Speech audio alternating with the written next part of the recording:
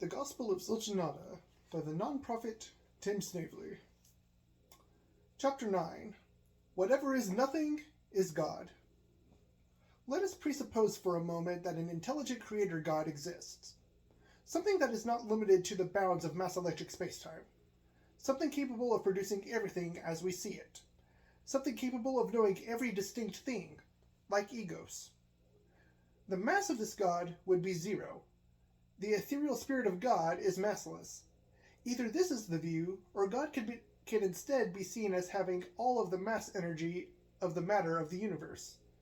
The mass of God is either 0 kilograms or everything kilograms, depending on which way you look at it. The electric current of this God would be 0. God does not interact with the electromagnetic realm, nor use light to make itself seen. Either this is the view, or God can instead be the light in and of itself, and contain all of the electromagnetic waves in the universe. A third possible view is that God holds all of the positive amps to make a pigos, and Satan holds all of the negative amps to make a negos. So the electric currents of God would either be 0 amps, everything amps, or positive everything amps, depending on which way you look at it. The space this God takes up is 0. If God were to exist everywhere, it must be capable of occupying every single point in the universe. And like the physical point, God would then exist in the universe and outside the universe simultaneously. Either this is the view, or God can instead be infinite in space and omnipresent to take up all of the space that will ever exist because it is everywhere. The space of God would either be 0 meters or everything meters cubed, depending on which way you view it. No thing can be everywhere at once. Nothing can be everywhere at once. God can be everywhere at once. Zilch can be everywhere at once. The time God takes up during its existence is 0. God is found at the beginning of the universe at t equals 0. And at the end of the universe at the next indiscernible and relativistic t equals 0. Since God is uncaused, this means no thing caused God, which puts God outside the constraints of time and causality. So consistent with this perspective is that God is timeless and eternal, taking up all of the time that will ever exist. So the duration that God endures is either 0 seconds, everything seconds, or everything seconds squared if God surely made everything in the multiverse. No thing lasts forever. Nothing lasts forever.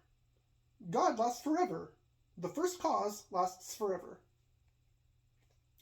The math value of God would equal 0, since 0 equals 0 divided by 0 equals everything. Either this is the view, or the math value of God is equal to infinity, since 0 times infinity equals everything too. A third possible view is that God is simply the everything that is derivable from the 0 and the infinity alike. So the holy trinity of equations to explain the first cause is thusly explained as Zilch divided by nada made everything, and nobody multiplied by egos made everything. 0 divided by 0 equals 0 times infinity equals everything. The knowledge that God holds amounts to nothing. Gödel's incompleteness theorem states, in my own words, that no system of somethingness can demonstrate its own truthful consistency.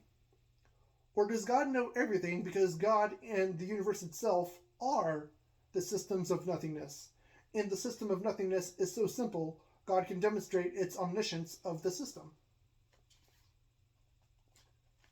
A friendly reminder that these logician demonstrations are nonsense, and most likely not how believing theologians would answer these questions if they were to ask them at all.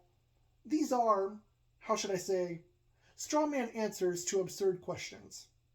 But however you choose to read into the absurdity, I'm sure you get the idea.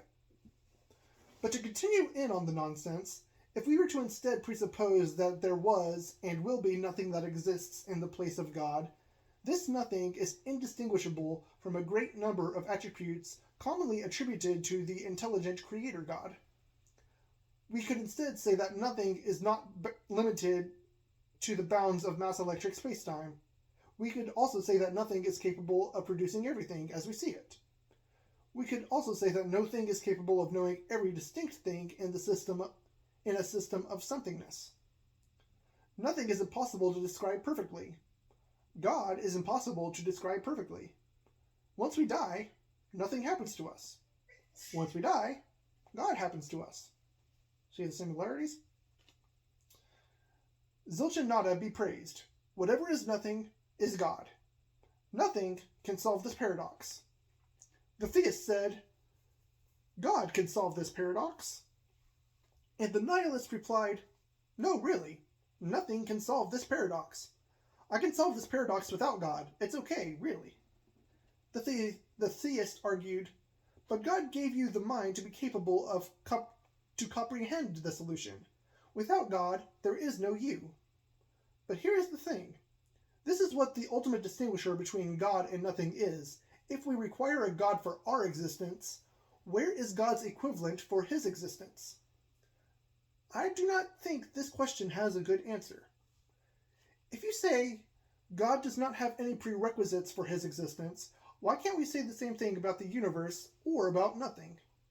Since God is incessantly testing humanity's faith by remaining divinely hidden, nothingness should have, at minimum, an equal likelihood of being the first cause of the universe, and even more so when you consider vacuum energy has been observed to actually exist, and Occam's razor would suggest that there is no simpler solution to the first cause than nothing. If you say God is not made up of mass, electromagnetism, space, or time, so his prerequisites are of a different type of dimension, then why cannot math or logic as a combined subjective set be considered God? We can instead say math logic is God, so become a mathematician capable of seeing math everywhere instead of God. You'll be able to precisely explain a lot more rather than invoke a God of the gaps fallacy for how the universe began existing.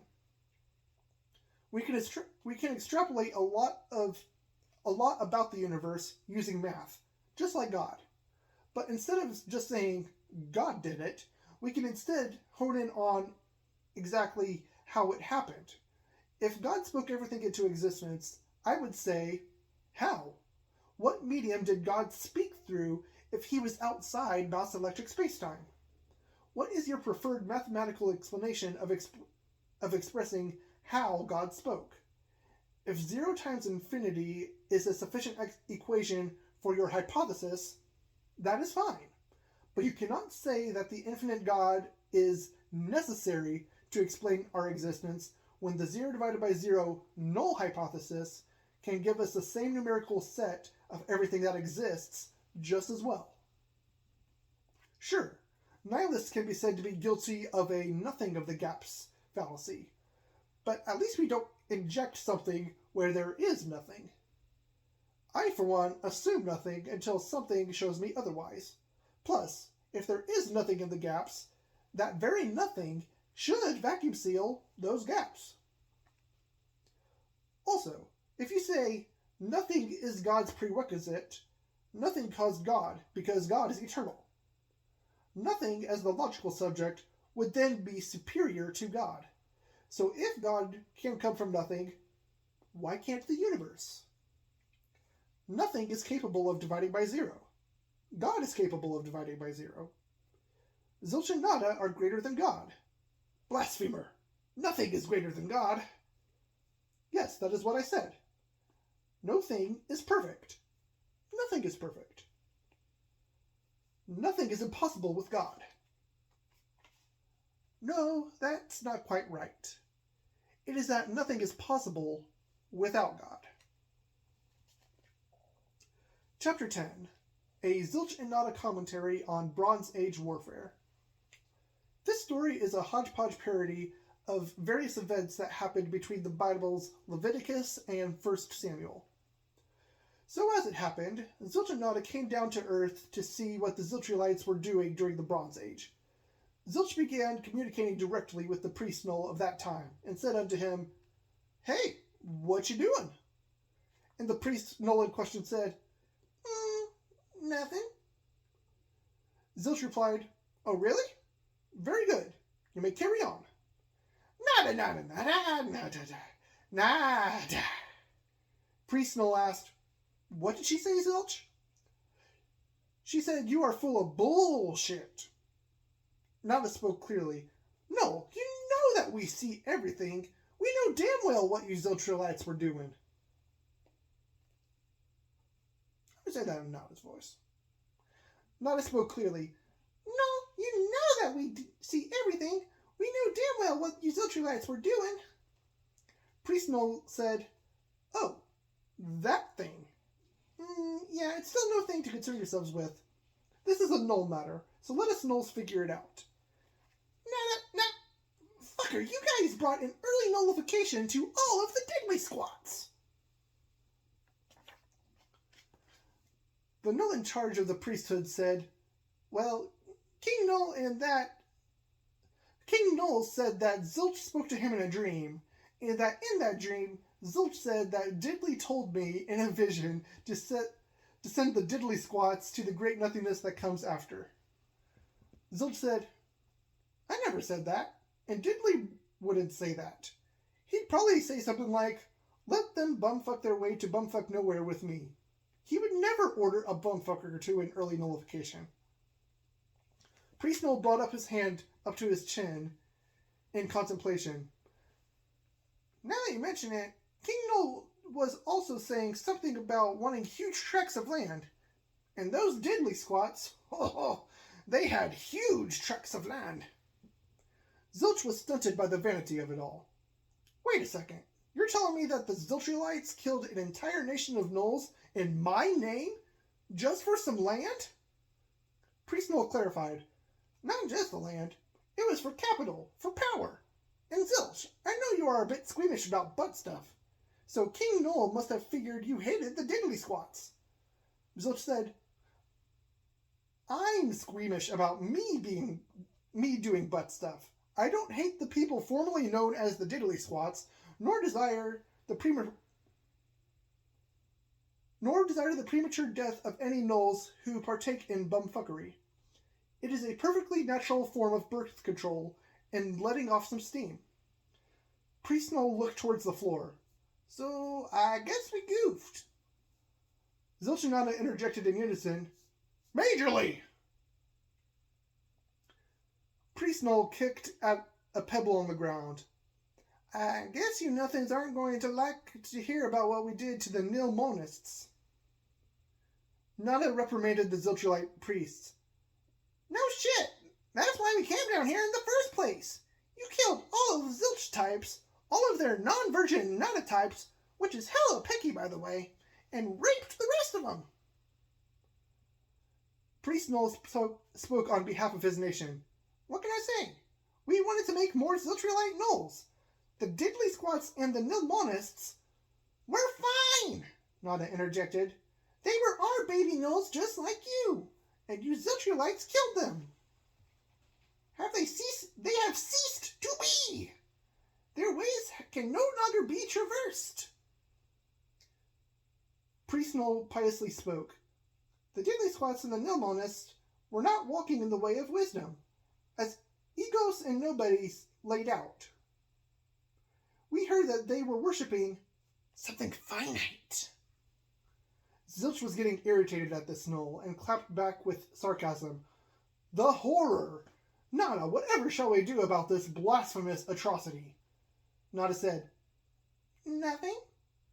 Zilch said, shh, don't tell him that. Play along. Nada got the memo. Oh, yes. They surely got what was coming to them.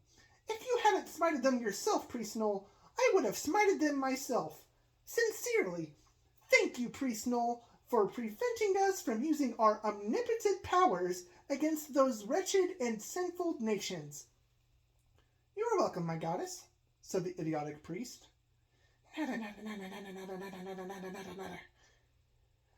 Zilch interpreted Nada's incoherent speech. She means that she is holding back from smiting you right here and now, dumbass. What were you thinking? Priest Null continued to dig his own grave. Well, I was thinking that you were working through us to annihilate our enemies, but now I'm starting to second guess that. Zilch said, Enemies? Seriously?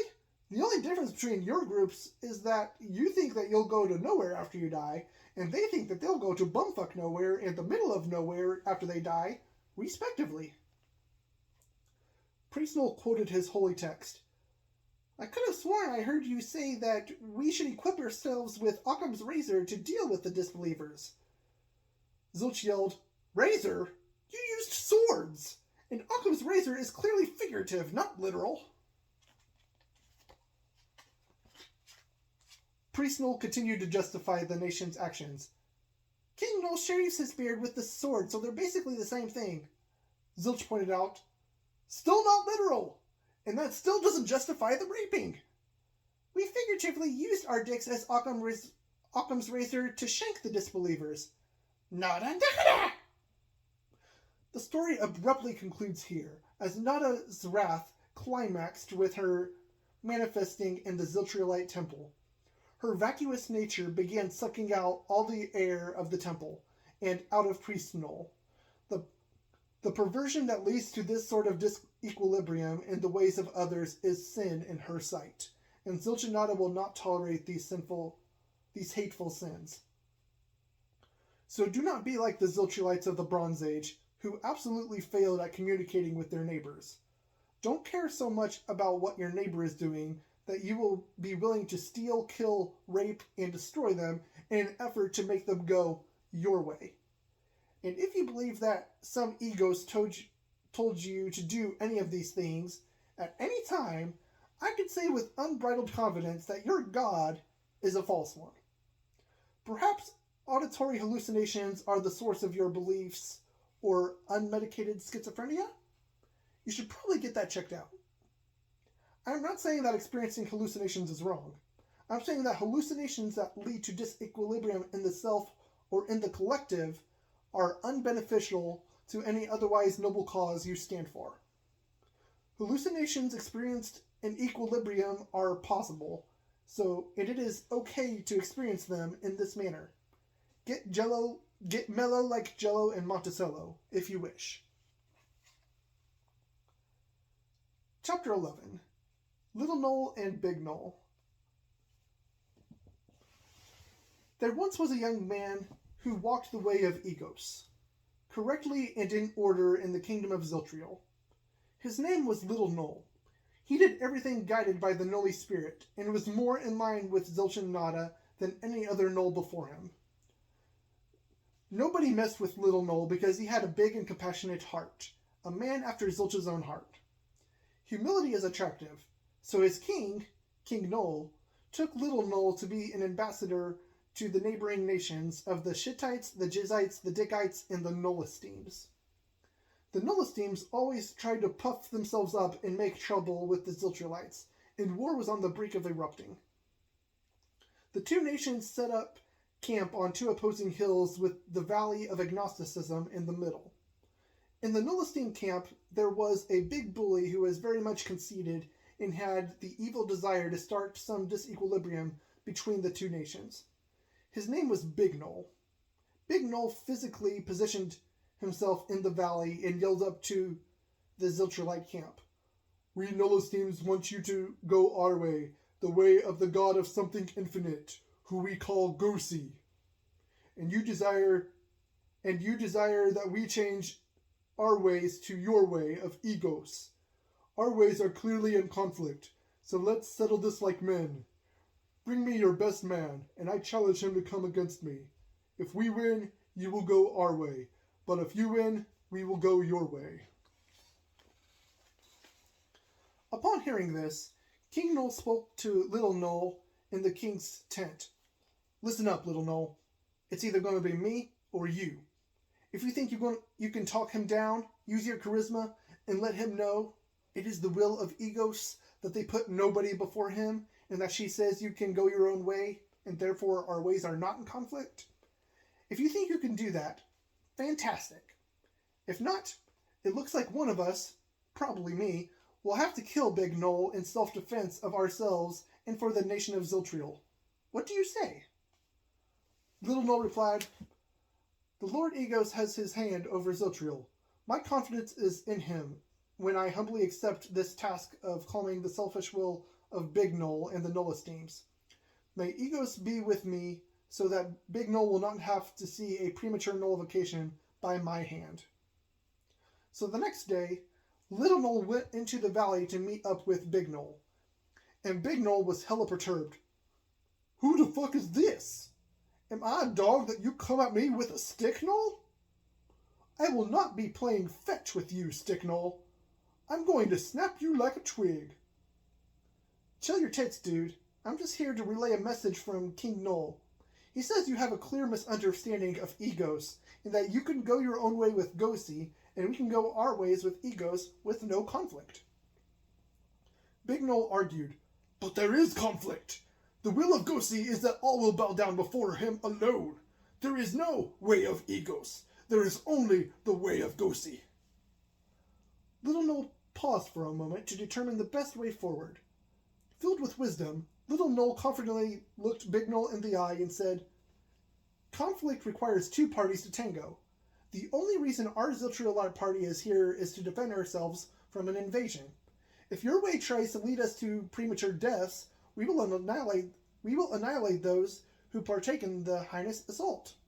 Of course, we will have mercy on those whose tits are properly chilled, for there is truly order and keeping of the peace. Big Null laughed at Little Null's face and posed the statement, And we shall also have mercy on those of you who surrender to our authority as divinely given by Gosi. Little Null debated, There is no peace in the way of Gosi, for there will always be dissenters, and if the dissenters are subjugated and treated poorly, they will treat you poorly and become violent and unruly. If you could see our perspective, there is no outgroup to be seen in the way of Egos, for we are all Null, and we are all part of the in-group of everybody. Nobody and Egos together really do care about you. It won't be against you. So long as you don't violently go out against their chosen Nulls, the Ziltriolites, our nations will not be in conflict. Big Null's esteem deflated a little bit, just enough to get the pride out of his way. So he conceded at the possibility that a peaceful resolution may be possible between the two nations, rather than remain conceited. Fine, but we shall require capital, which I think is actually our primary concern. Our priests of Gosi just turned it into a religious war to give us a sense of unity. Little Null equivalently began lowering his defensive posture in response to Big Null's dialogue. That makes sense. We do the same thing with Egos. We have been blessed with plenty of capital. We will gladly give to you out of the abundance of our overflowing storehouses. And if you're willing to learn, we'll provide you with some innovative agricultural techniques so that your nation may one day come to be self-sufficient in capital. Big Null appeared simultaneously surprised, grateful, and skeptical at the generosity proposed by Little Null. Really? Does your King Null approve of this? Little Null said, Bruh, I have full permission to be balls deep in Princess Null if I can resolve this conflict. So, of course, King Null will be willing to help the Nullestemes out, even if you were just threatening us with slavery and death. It is the will of Egos to reduce the suffering of our fellow Nulls. And even if Princess Null is my main motivation to help you guys out, between you and me, I prefer to spend my intimate time with Prince Null. I like that guy. Big Null continued inquiring about the further benefits the Ziltriolites could provide for the Nullestemes. That is very generous of you. We appreciate your hospitality, but still, we still require some method to appease the many priests of Gosi. So what exactly will you do to appease our Gosi? Little Null began setting up clear boundaries for the Nullestemes to prevent the authoritarian nation from bullying the Ziltriolites for excess capital in the future. First off, we'll be giving you charitably, not hospitably. This isn't a tax or an ultimatum. In exchange for this charity, and after our leaders have determined the finer details of this peaceful agreement, you will go your own way within the confines of your homeland. Perhaps leave a few of your own among us, and let a few of ours go with you as ambassadors to help grow more fruitful relations in the future. If the priests of Gosi or your leader still desires to try to subjugate us after healing this deal, let them do it themselves. But perhaps they don't know that the Zilchites believe in the freedom of religion, so they are more than free to set up a Gosi temple in our land and proselytize in accordance with the continued equilibrium of the collective. Bignall smirked as he inserted his sword back into its sheath. I think that your terms are reasonable and acceptable.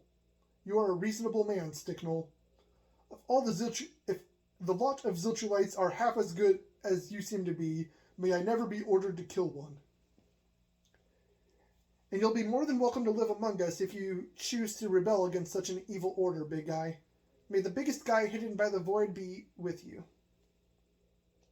So they each went their own ways peacefully. A few years later, the two nations set up a sports league for the former warriors to partake in. The Dickites and the Jizzites joined the league after they all realized that sports were a fantastic way to generate revenue for their economies. The moral of the story is that giants are not anything to fear, nor are they a thing to cling to for protection. What makes a giant is simply a greater magnitude of the relevant dimensions you are referring to. Literal giants are ultimately gnolls who just so happen to have a greater magnitude of height. This growth in space also correlates with growth in mass too, which makes work that involves energy and force more efficient to an extent. What makes the original David and Goliath story so impactful is that Goliath was a monster of a man who could only be taken down by David with the help of God. It is that it's not that Goliath was a monster of a man that could be taken down by David with the help of God. It is that the amount of force created by a small body of mass can increase to deadly proportions if it is accelerated to a sufficient speed, and that it can compete with the force of a large body of mass that moves at slower speeds. And what makes this chapter's parody starring Little Gnoll and Big Gnoll useful is that with the right words, increasing force to maintain the peace of your in-group is unnecessary. Communication is very important in international relations, and humans of the late Bronze Age / early Iron Age still had a long way to go on this front. By actually listening to the needs of other people and understanding with greater clarity your own needs, both parties can surely come to a win-win negotiation without causing the pain, suffering, loss, and disequilibrium war brings. So humility in not assuming you know perfectly well the needs, wants, and intentions of an opposing force can go a long way in keeping the peace. If every, or even most, nations took the strategy damn near perfected by Switzerland, a neutral offensive and amicable defensive stance, bada bang bada boom, an acceptable level of world peace would result. Then those who step out of line and go on the offensive will have the eyes of the world to a first attempt at verbally de-escalating the situation and see if the needs are reasonable and satiable. If they can have their clearly defined needs met, then great. But if the offenders still attack and cause disequilibrium, the world's united force may bring an early notification to the offending nations or individuals, government, and military, whilst giving aid and hospitality to their peacefully bystanding citizens. In times of peace, be Gnoll. In times of debased war, be Gnoll. And increase either your mass or your acceleration to strategically cause as little disequilibrium as possible to return the world to a state of collective equilibrium. That's all for this one.